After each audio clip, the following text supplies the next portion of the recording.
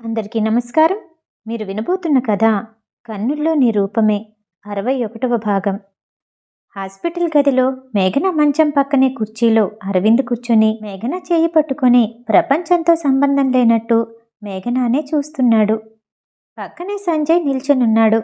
గదిలో ఒక పక్కగా ఉన్న బెంచ్ మీద సోనీ కూర్చుంది. అసలు దీనికంతటికీ కారణం నేనే. తను చాలాసార్లు రాననే చెప్పింది. నేనే బలవంతం చేసి ఇంటికి తీసుకొచ్చాను. సుహాని అడ్డుపెట్టి ఎన్నోసార్లు దగ్గరవడానికి ప్రయత్నించాను. అలా జరగకుండా ఉండుంటే తనకిష్టమైన దారిలో సంతోషంగా ఉండేది. కానీ నా వల్ల ఇప్పుడు చెప్తూనే బాధగా తలదించేసుకున్నాడు అరవింద్. అలా ఆలోచించకన్నా, వదినికి నువ్వంటే చాలా ఇష్టం. సుహా అంటే ఇంకా ఇష్టం. సంజయ్ ఓదారుస్తూ ఉండగా తనకి మహతి ఫోన్ చేసింది. సంజు, ఇక్కడికి త్వరగా రా. సుహా నిద్రలేచాడు. వాళ్ళమ్మ గురించి అడిగితే నేనేం చెప్పాలి అంటూ ఆందోళనగా చెప్పి ఫోన్ పెట్టేసింది. అన్నా, సుహా నిద్రలేచాడంట. నేను వెంటనే వస్తాను చెప్తూనే సంజయ్ హడావుడిగా అక్కడి నుండి వెళ్ళేసరికి శేఖర్, మహతి సుహాకి అటూ ఇటూ కూర్చుని, ఎలా ఉంది కన్నా? ఏమన్నా తింటావా? ఆకలేస్తుందా? ఎక్కడైనా నొప్పిగా ఉందా? ఇబ్బందిగా ఉంటే మీ తాతయ్యకి చెప్పు. మహతి కంగారు పడుతూ సుహాని తడుముతూ అంటుంది. ఏమైంది అంటూ సంజయ్ లోపలికొచ్చాడు. వెనకాలే అరవింద్ కూడా వచ్చాడు. సుహాని చూస్తూనే ఒక్కడుగులో వెళ్ళి ఎత్తుకున్నాడు సంజయ్. నీ చుట్టూ ఇప్పుడు ఎవరు బ్యాడ్ బాయ్స్ లేరు. నువ్వు భయపడకు. అన్నం తింటావా సంజయ్ అంటుంటే సుహాన్ నిశ్శబ్దంగా చూశాడు. మేఘన గురించి కళ్ళతోనే అడుగుతున్నాడని అర్థమైంది. సంజయ్ దగ్గర నుండి సుహాని అరవింద్ తీసుకుని, ఎన్ని రోజులను దాస్తాం? ఎప్పటికైనా తెలియాల్సిందే అంటూ తీసుకుని వెళ్ళి మేఘన రూమ్ ముందు తలుపు దగ్గర దించాడు. సుహా, అమ్మని నువ్వే చూసుకోవాలి అని చెప్తూ తలుపు తెరిచాడు. మేఘన బ్రీతింగ్ మెషిన్ మీద ఊపిరి పీల్చుకోవటం, ముక్కుల్లో నుండి ట్యూబులుండటం చూసి సుహా చిన్నగా షాక్ అయ్యాడు. కానీ భయపడలేదు. శేఖర్, మహతికి చాలా భయం వేసింది. ఇదివరకటి పరిస్థితి కంటే సుహా మానసిక స్థితి ఇంకా దిగజారిపోతుందేమో అనుకున్నారు. మేఘన గాయపడటం సుహా చాలా దగ్గరగా ఉండి చూశాడు. ఆ తర్వాత ఇప్పుడే చూడటం. బాధపడుతున్నాడు కానీ వాళ్ళు ఊహించినంతగా భయపడట్లేదు. కానీ సుహా ఏం ఆలోచిస్తున్నాడో అర్థం కాక సంజయ్ వచ్చి, సుహా, అమ్మని చూస్తున్నావు కదా, ఏడవాలనిపిస్తే ఏడ్చేయి అంటూ గట్టిగా హత్తుకున్నాడు. అరవింద్ పక్కనే ఉండి, అమ్మ భుజానికి బుల్లెట్ చీరుకుపోయింది. మోచేతికి తగిలింది, పాదానికి తగిలింది. పొట్టలో ఆర్గాన్స్ కూడా దెబ్బతిన్నాయి. పక్కటెముకలు 3 ఫ్రాక్చర్ అయ్యాయి. సుహాకి చెప్తూ ఉంటే అరవింద్ ఇవన్నీ అంత చిన్నపిల్లోడికి ఎందుకు చెప్తున్నాడో అర్థం కాక శేఖర్, మహితా వచ్చి చెప్పకుండా అడ్డుపడబోయారు. అరవింద్ తాను చెప్పాలనుకున్నది చెప్తూనే ఉన్నాడు. తన ఆరోగ్యం కుదుటపడాలంటే చాలా టైమే పడుతుంది. అయినా మనం బ్రతికించుకోవచ్చు. జాగ్రత్తగా చూసుకోవాలి. ఒకవేళ సడన్గా లెగిస్తే తన కళ్ళ ముందు నువ్వు కనపడాలి. అమ్మకి నువ్వు నవ్వుతూ కనిపించాలి. సంతోషంగా మాట్లాడాలి. అమ్మ నీకోసమే ఇదంతా చేసింది. తన త్యాగం ఊరికే పోకూడదు. సుహా, అమ్మకి నువ్వు కావాలి. అరవింద్ చెప్పిందంతా విని సుహా చిన్నగా మంచమెక్కి మేఘన పక్కన కూర్చున్నాడు. బుగ్గల్ని చేతుల్ని తడిమి చూసుకున్నాడు. అరవింద్ వైపు తిరిగి సరే అన్నట్టు తల ఊపాడు. అన్నం తింటావా నాన్న? కొంచెం తీసుకురానా? మహతి సుహాని చూస్తూ ఆరాటంగా అడిగింది. సరే అన్నట్టు తలూపగానే మహతి తినిపించడానికి ప్లేటు పట్టుకుని దగ్గరకొచ్చింది. సుహాని దాన్ని అందుకొని తనే స్వయంగా తినేసి నెమ్మదిగా మేఘన పక్కకెళ్ళి కూర్చున్నాడు. మేఘన అరచేతిని తీసుకొచ్చి తన గుండ్రని పొట్ట మీద పెట్టుకొని, అమ్మా చూడు, నేను నువ్వు చెప్పినట్టే ఉన్నాను. నీ క్యూటీపై చాలా మంచోడు. తొందరగా లేగమ్మా అని తన తల్లి వింటుంది అన్న ఆలాపనతోనే సుహా ఏదో మాట్లాడుతూనే ఉన్నాడు. మహతి ఇదంతా చూస్తూ తట్టుకోలేక ఏడుస్తూ ఆ గది నుండి బయటకొచ్చేసింది. సంజయ్కి కన్నీళ్ళొచ్చాయి. బయట బాధగా నిలబడున్న మహతి దగ్గరికి నందిత తండ్రి రంగనాథ్ మిలిటరీ యూనిట్ నుండి ఒక ఆఫీసర్ వచ్చాడు. అతని వెనకాలే మరో 4 వచ్చి నిలబడ్డారు. వాళ్ళంతా మిలిటరీ డ్రెస్సుల్లోనే ఉన్నారు. మేడం, నందిత మేడంని చూడ్డానికి మా ప్రెసిడెంట్ వచ్చారు. అతను చెప్పిన మాట విని మహతి ఆశ్చర్యపోయింది. ఎందుకొచ్చారో ఏంటో అర్థం కాలేదు. వెంటనే అరవింద్ని బయటికి పిలిచింది. ఆ వెనకాలే రంగనాథ్, అతని తండ్రి, నందిత, సాకేత్ కూడా వచ్చారు. ఇన్ని రోజులు మీతో సంతోషంగా ఉందని మేం కూడా చూస్తూ ఉండిపోయాం. ఇప్పుడు ఇలాంటి కష్టం వచ్చాక కూడా ఇంటికి తీసుకెళ్ళకపోతే ఎలా? మిస్టర్ అరవింద్, మేఘనాతో మాట్లాడి 7 రోజుల్లో ఏ విషయం చెప్తానన్నారు. ఈలోపే ఇలా అయింది. మా దగ్గరే ఉండుంటే ఇలా అయ్యుండేది కాదు. రంగనాథ్ బాధగా అన్నాడు. అరవింద్ ఏమీ మాట్లాడకుండా తల దించుకునే ఉన్నాడు. మీరు మేఘనాని తీసుకెళ్లటమేంటి? తను మా అమ్మాయి, మా దగ్గరే ఉంటుంది. పక్కనే ఉన్న మహతి అంది. మేఘన ఆనంద శారదల కూతురు అని మీకు తెలిసే ఉంటుంది. శారద మా చెల్లి. ఆ దుర్మార్గురాలు ఎప్పటికీ మారదు. తన సొంత కూతుర్ను వదిలేసి పెంచుకున్న దాంతో సంతోషంగా ఉంది. దీని గురించే మేము అరవింద్తో మాట్లాడాము. 7 రోజుల్లో తన్ని పంపిస్తానని చెప్పాడు. ఈ లోపే ఇలా అయింది. రంగనాథ్ చెప్పటంతో మహతికి ఇంటి పేర్లన్నీ గుర్తొచ్చాయి. శారద ఇంటి పేరు, రంగనాథ్ ఇంటి పేరు ఒకటే. మహతికి చాలా ఆశ్చర్యంగా అనిపించింది. తను ఇలా అవ్వడానికి కారణం మీరే అంటూ సాకేత్ పక్క నుండి ఏడుస్తున్నాడు. సంజయ్ తీసుకెళ్లటానికి వీల్లేదంటూ అడ్డుపడ్డాడు. చూడండి, తను సంతోషంగా ఉన్నప్పుడు మీతో కలిసింది. ఇలాంటి పరిస్థితిలో కూడా మా అమ్మాయిని తీసుకెళ్లడానికి అడ్డుపట్టం ఏమీ బాలేదు అన్నాడు రంగనాథ్ తండ్రి.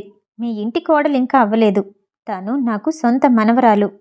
నందిత మేఘనానలా చూసి మాటలు రానిదానిలా నిల్చుండిపోయింది. మా కుటుంబం మొత్తం తనకి రుణపడుంది. మేము చాలా జాగ్రత్తగా చూసుకుంటాము. మా సుహాతో సమానంగా తన్ని చూసుకుంటాము అంటూ మహతి వాళ్ళని బతిమాలింది. ఆంటీ, మీరు చూసుకోరు అని కాదు. ఇంత బాధలో ఉన్నప్పుడు తన కుటుంబ సభ్యులు ఉన్నారు. ఎవరూ లేని దానిలా మీ దగ్గరుండకూడదు.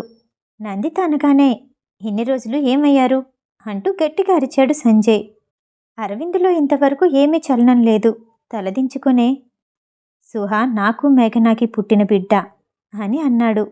ఒక నిమిషం అందరూ నిశ్శబ్దంగా చూశారు. వాళ్ళు విన్నది కరెక్టా కాదా అర్థం కాక అలా నిల్చునుండిపోయారు. అవును, సుహా నేను మేఘన కలిస్తే పుట్టిన బిడ్డ అని ఇంకొంచెం గట్టిగా చెప్పాడు. ఇప్పుడు తీసుకెళ్తున్నామనేసరికి అమ్మాయి మీద లేనిపోని నిందలేస్తున్నారా? రంగనాథ్ తండ్రి విసుగ్గా అన్నాడు. మేఘన అంటే నాకు ప్రాణం. నా ప్రాణాన్ని నేనే తీసుకోవాలనుకునుగా. సుహాని కన్న తల్లి మేఘన, మీకు మునిమనవడు. కావాలంటే మీ మిలిటరీ హాస్పిటల్లోనే DNA టెస్ట్ చేయించాము. దాన్ని కూడా తప్పు పడతారా? మీకు నమ్మకం కుదరాలంటే హాస్పిటల్కి వెళ్ళి అడగండి. ప్రైవేటుగా చేయించాము. నందిత ఆశ్చర్యపోయింది. ఆగండి, మీరు DNA టెస్ట్ ప్రైవేటుగా చేయించాను అంటున్నారు. అంటే ఈ విషయం మేఘనాకి తెలీదా? తెలీదు అన్నట్టు అరవింద్ తలూపాడు. ఈ విషయాన్ని ఎవరికీ చెప్పలేదు. నాకు సంజయ్కే తెలుసు. ఇందులో ఇంకా కొన్ని విషయాలు తెలియాల్సిందుంది. అందుకే రహస్యంగా ఉంచాలనుకున్నాము. ఇదంతా మేఘనాకి వివరించిన తర్వాత అధికారికంగా పెళ్లి చేసుకుందాం అనుకున్నాను. అరవింద్ నందితకి చెప్పిందంతా విని కాసేపు ఆలోచించింది. తన తాతయ్యని ఒప్పించింది. అరవింద్ గారు, మేఘనాని సుహాని విడదీయాలనుకోము. అయితే సుహాని కూడా మాతో పాటు పంపించండి. మిలిటరీకి సంబంధించిన హాస్పిటల్లోనే ఇక్కడి కంటే మంచి ట్రీట్మెంట్ దొరుకుతుంది. ఆ విషయం మీకు తెలుసు. మా తాతయ్య అందుకే మొండిగా ఉన్నారు. మీకైనా మాకైనా కావలసింది మేఘన త్వరగా లెగటం. నందిత చెప్పగానే అరవింద్ కాసేపు ఆలోచించి, మా అమ్మా నాన్న కూడా దీనికి ఒప్పుకుంటారని అనుకుంటున్నాను అనగానే నందిత చిన్నపిల్లలా సంతోషపడిపోయింది. వెంటనే తన తాతయ్య వైపు తిరిగి విషయాన్నంతా మళ్ళీ వివరించింది. అయితే నా మునిమనవడు కూడా వస్తున్నాడనమాట అంటూ సంతోషంగా లోపలే ఉన్న సుహాని చూశాడు.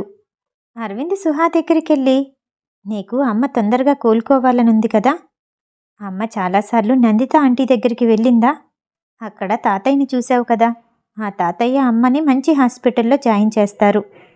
నందిత ఆంటీ అమ్మ ఫ్రెండ్, చాలా బాగా చూసుకుంటారు. నువ్వు కూడా ఆ తాతయ్యతో పాటెళ్ళి అమ్మ దగ్గరే ఉండాలి. అమ్మని జాగ్రత్తగా చూసుకోవాలి. అరవింద్ చెప్పేసరికి అమ్మ కోలుకుంటుంది అన్న ఆశతో సుహా ఆనందంగా తలూపాడు. మరి కాసేపటికి మేఘనాని మిలిటరీ హాస్పిటల్లో అడ్మిట్ చేయటానికి ఏర్పాట్లు చేశారు. సుహా మొదట నందితతో వెళ్ళటానికి సంకోచించాడు. కానీ మేఘనాకి ఫ్రెండ్ అనేసరికి తొందరగానే కలిసిపోయాడు. అరవిందే దగ్గరుండి మేఘనాని పంపించాడు. వెళ్లే ముందు మేఘన నుదుటి మీద ముద్దిచ్చి తన ప్రాణం తన్ని విడిచిపెట్టిపోతున్నంతగా బాధపడుతూ అలా చూస్తూ ఉండిపోయాడు. సుహా, అమ్మని జాగ్రత్తగా చూసుకో. నందిత ఆంటీ చెప్పిన మాట విను. నేను మళ్ళీ వస్తాను అంటూ అక్కడి నుండి కదిలాడు అరవింద్. సుహాలో ఎలాంటి కదలిక లేదు. మేఘనానే చూస్తూ ఉన్నాడు. మళ్ళీ ఒక అడుగు వెనక్కి వేసి సుహా తలని నిమిరి వెంటనే బయలుదేరాడు అరవింద్. తలుపు తీయబోతుండగా సుహా వచ్చి అరవింద్ కాళ్ళని చుట్టేసుకున్నాడు. తండ్రంటే కోపం ఉంది, కానీ విడిచిపెట్టాలని లేదు. తన పక్కనే ఉంటే బాగుండు అనుకున్నాడు. అరవింద్ సుహాని ఎత్తుకునేసరికి కంట్లోంచి నీళ్ళొస్తున్నాయి. అప్పుడే నందిత తలుపు తీసుకుని లోపలికొచ్చింది. సుహా బాబు, మనమెంతో దూరం వెళ్ళిపోవట్లేదు. అమ్మకి మంచి ట్రీట్మెంట్ ఇప్పిస్తున్నాము. నాన్న రోజూ వస్తారు. అమ్మని నిన్ను చూసే వెళ్తారు. నీ దగ్గరెప్పుడు నేనుంటానుగా అంటూ సుహాని ఎత్తుకుంది నందిత. రెండో రోజు ఉదయం గ్లోరీ వరల్డ్ ఎంటర్టైన్మెంట్లోనే చతుర సన్న ఆఫీస్కి వచ్చి రావటంతోనే కంగారుగా, మేడం, మేఘన మేడం గురించి అన్ని చోట్ల చూశాను. ఇంటికి కూడా వెళ్ళాను, ఎక్కడా లేరు.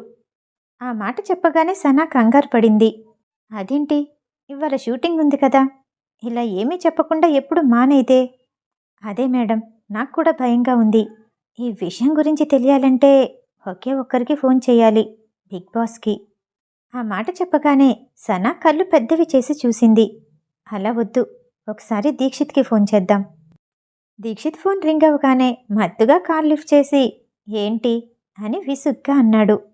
మేఘన కనిపించట్లేదు, ఎక్కడుందో నీకేమన్నా తెలుసా?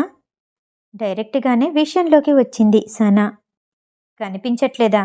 చిన్నపిల్ల ఏమన్నా తప్పిపోవడానికి ఏ బార్లోన తాగి పడిపోయి ఉంటుంది. లేదు దీక్షిత్, చతుర అన్ని చోట్ల చూసొచ్చింది. తనకి ఏమైనా అయ్యిందేమోనని భయంగా ఉంది. బిగ్ బాస్తో ఉందేమో, చూసి చెప్తావా అని సనా అడిగింది. ఆ సరే అంటూ నిద్రమత్తులోనే అన్నాడు దీక్షిత్. ఒక్కసారిగా ఆశ్చర్యపోయి, అసలు మేఘన మా మామ గురించి నీకెలా తెలుసు అని గట్టిగా అడిగాడు. అదంతా ముఖ్యమైన విషయం కాదు, సనా అరిచింది. ఎందుకు కాదు? నీకు దొరికిపోతానని మేఘన ఎన్నిసార్లు భయపడింది, నేనెన్నిసార్లు బెదిరించాను, భయపెట్టాను. సరే, ఇవన్నీ తర్వాత చూసుకుందాం అంటూ దీక్షిత్ ఫోన్ పెట్టేశాడు. దీక్షిత్ వెంటనే అరవింద్ ఇంటికి వెళ్ళాడు. అప్పుడే తొందరలో ఉన్న సంజయ్ హడావుడిగా వస్తూ దీక్షిత్ని గుద్దుకున్నాడు. తన చేతిలో ఉన్న డాక్యుమెంట్స్ కింద పడిపోతే వాటిని తీసుకుంటూ, ఏంటి ఇంత పొద్దుటే వచ్చావు అంటూ గట్టిగా అరిచాడు సంజయ్. ఏంటి మామా, నువ్వే నన్నొచ్చి గుద్దుకొని? నేను మేఘన గురించి అడుగుదామని వచ్చాను. సనా ఫోన్ చేసింది, మేఘన ఎక్కడా లేదంట. ఆ మాట వినగానే సంజయ్ మనసు నిశ్శబ్దంగా అయిపోయింది. దీక్షిత్ని కూర్చోపెట్టి జరిగిందంతా చెప్పాడు. దీక్షిత్ ఒక్కసారిగా వణికిపోయాడు, భయపడ్డాడు. ఒక్క మాట కూడా మాట్లాడలేకపోతున్నాడు. అప్పుడే బయటకొచ్చిన అరవింద్ సంజయ్ చేతిలో ఉన్న డాక్యుమెంట్స్ తీసుకుంటూ, సనాని చతురాని డైరెక్ట్గా హాస్పిటల్కి వచ్చేయమను, నేను అక్కడ కలుస్తాను అని చెప్తూనే పెద్ద అడుగులు వేస్తూ వెళ్ళి కారెక్కబోతూ ఉండగా, మామా నేను కూడా వస్తాను అని అరుస్తూ వెళ్ళి కారులో కూర్చున్నాడు దీక్షిత్. మిలిటరీ హాస్పిటల్కి 1 కిలోమీటర్ దూరం నుంచే సెక్యూరిటీ ఉంది. సనా చతుర అక్కడికొచ్చి ఆగిపోయారు. అక్కడి నుంచి వాళ్ళ కోసం ఏర్పాటు చేసిన కారులో ఎక్కి అరవింద్ కార్ని ఫాలో అయ్యారు. ఇంత పెద్ద హాస్పిటలా, ఇక్కడికెందుకు తీసుకొచ్చారు? చతుర అయోమయంగా చూస్తూ అరవింద్ వెళ్లే కారుని గమనిస్తూ ఉంది. సనాకి గుండె దడగా ఉంది. మేఘన చేతిలో 3 సినిమాలున్నాయి. అవి పూర్తయ్యాయంటే తన పేరు తారాస్థాయికి చేరుకుంటుంది. మేఘనకి ఏమీ కాకూడదు అని మనసులోనే దండం పెట్టుకుంటుంది సనా. భయం భయంగా కారు దిగి అరవింద్ వెనకాలే చిన్నగా నడుచుకుంటూ వెళ్లారు చతుర, సనా. లోపల పరిస్థితి చూసి కుప్పకూలిపోయింది చతుర. సనా పరిస్థితి కూడా అదే, కానీ పైకి వెలిబుచ్చలేకపోతుంది. డోరుకున్న గ్లాస్ నుండి అవతల వైపు ఉన్న మేఘనాన్ని చూస్తూ అరవింద్ అన్నాడు, 3 నెలల తర్వాత కూడా మేఘన లేకపోతే అప్పుడు పబ్లిక్కి అనౌన్స్ చేద్దాము. అప్పటి వరకు దీన్ని సీక్రెట్గానే ఉంచాలి. సారా సరే అంటూ తలూపింది. 3 నెలల వరకు ఎలాగైనా అన్నింటినీ వాయిదా వేయొచ్చు. ఆ తర్వాత పరిస్థితే ఆలోచించాలి. సనా మనసులోనే అనుకుంది. రామస్వామి కార్పొరేషన్లో వెనకాల అండర్ గ్రౌండ్లో ఎవరికీ తెలియని చీకటి గది ఒకటుంది. అది అరవింద్ ఉన్నప్పుడు మాత్రమే వెలుగుతుంది. అక్కడ గోడలన్నీ సౌండ్ ప్రూఫ్తో ఉన్నాయి. సోఫాలో అరవింద్ కూర్చొనున్నాడు. పక్కగా సంజయ్ నిల్చునున్నాడు. ఎదురుగా ఉన్నతను, నేనంతా చెప్తాను అంటూ అరుస్తున్నాడు. సంజయ్ చిన్నగా నవ్వాడు. ఎదురుగా ఉన్న జనార్దన్ మోకాళ్ళు పగిలిపోయున్నాయి. అతని రక్తం చుట్టూ చింది కనిపిస్తుంది. అరవింద్ ఒక బిజినెస్ మ్యాన్ అని మాత్రమే అతను అనుకున్నాడు. కానీ బయట అందరూ ఊహించినంత మంచివాడు కాదని, ఇంత క్రూరంగా ప్రవర్తిస్తాడని అతనికి ఇప్పుడే తెలిసింది. అన్నా, అతను చెప్తాను అంటున్నాడు, కానీ నిజం చెప్పడనుకుంటా. అందుకే వెంటనే చెప్పకుండా ఆలోచిస్తున్నాడు అంటూ ఒక అడుగు ముందుకేసి జనార్దన్ చెప్పిందంతా రికార్డు చేస్తుండగా అరవింద్ అక్కడి నుండి లెగిసి వెళ్ళిపోయాడు. రెండో రోజు తెల్లారాక సంజయ్ అరవింద్ దగ్గరకొచ్చి, అన్నా, అతను ఏదేదో చెప్పాడు గాని శాతాన్ తల్లి గురించి మాత్రం చెప్పట్లేదు, ఇటు నాన్న చెప్పట్లేదు. కానీ నాకు తెలుసుకోవాలనుంది. నాన్న ఆమెని పెళ్లి చేసుకోవాలి అనుకోబట్టే కదా గుర్తుగా ఏవేవో ఇచ్చారు. అలాంటిది ఎందుకు విడిపోయి ఉంటారు? దీన్ని ఇన్వెస్టిగేట్ చేయమంటావా? సంజయ్ అన్నాడు. ఇది అంత తొందరగా బయటపడేది కాదు, మళ్ళీ చేద్దాం అన్నాడు అరవింద్. సరే, వదినికి బాలేని దగ్గర నుంచి నువ్వు అసలు పడుకోనే లేదు, కాసేపు పడుకో అన్నా. సంజయ్ అనగానే అలాంటిదేమీ లేదు అన్నట్టు తలూపాడు అరవింద్. అప్పుడే అరవింద్కి ఫోన్ వచ్చింది. ఇవ్వాలే ఫ్లైట్కి బుక్ చేయండి. ఆ మాటకి నోట్లో మాట రాలేదు సంజయ్కి. ఏంటన్నా, నువ్విప్పుడు ఎక్కడికైనా వెళ్ళి చచ్చిపోదామనుకుంటున్నావా? వదిన పరిస్థితి ఏంటి? అరవింద్ కోపంగా అరిచాడు. నేనేం చెయ్యాలో నాకు తెలుసు, నువ్వేం చెప్పనవసరం లేదు. ఏం తెలుసు నీకు? నీకేమీ తెలీదు. అలా అని అనుకుంటావు. నువ్వు మామూలు మనిషివి. ఆ విషయం మర్చిపోయావా? 3 రోజుల నుండి నిద్రపోనే లేదు. సంజయ్ మాట పూర్తి కానే లేదు. తన వెనక మెడ మీద చిన్నగా నొప్పొచ్చింది. నెమ్మదిగా స్పృహ కోల్పోతున్నాడు. అన్నా, నేనైనా సరే వెళ్ళనివ్వను. నిన్ను వదిన తప్ప ఎవ్వరూ ఆపలేరు అని మత్తుగా అంటూనే నెమ్మదిగా స్పృహ కోల్పోయాడు. అరవింద్ సంజయ్ని తీసుకెళ్లి కార్లో కూర్చోపెట్టాడు. సంజయ్కి మెలకు వచ్చేసరికి చాలా చీకటి పడింది. డోర్ తీసుకుని బయటకొచ్చి అరవింద్ కోసం చుట్టూ చూశాడు. ఎక్కడా కనపడలేదు. తన ఫోన్ రింగ్ అవుతుంది. అజిలేష్ చేశాడు. సంజు, మీ అన్నయ్యకేమైంది?